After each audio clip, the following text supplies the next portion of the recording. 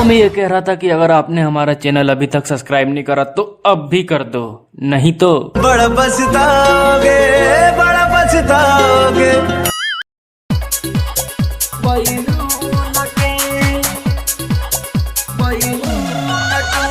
Home recording studio राजा सोनवर्षा थाना चौक। Singing by सूरज हिंदुस्तानी।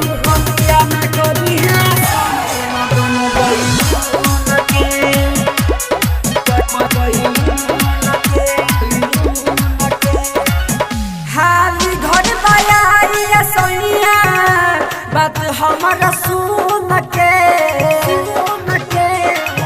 हाली घर पाया सोइया, बात हमारा सुन के इदे बड़ू होलिया में करी है सुन दोनों बैलून के।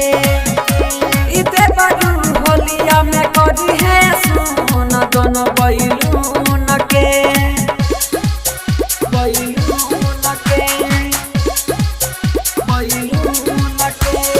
आप सुन रहे हैं एन कुमार गुप्ता की शानदार प्रस्तुति। सिंगिंग बाय सूरज हिंदुस्तानी।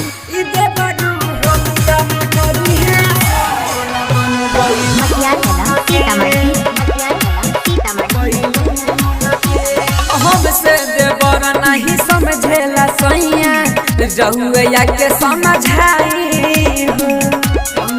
के समझाई।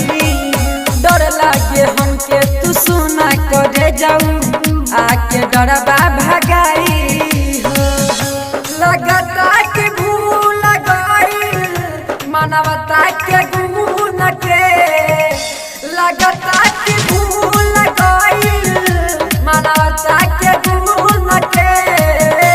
इधर बड़ू होलिया में करी है सुन दोनों बैलून के। दोनों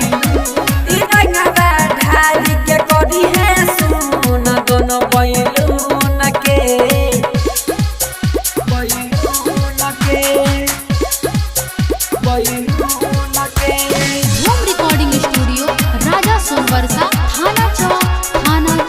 सिंगिंग बाय सूरज हिंदुस्तानी।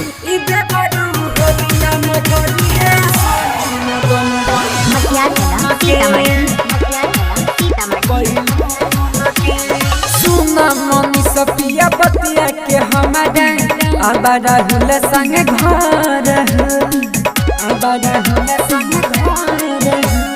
नहीं तराम से हम लड़ जाए।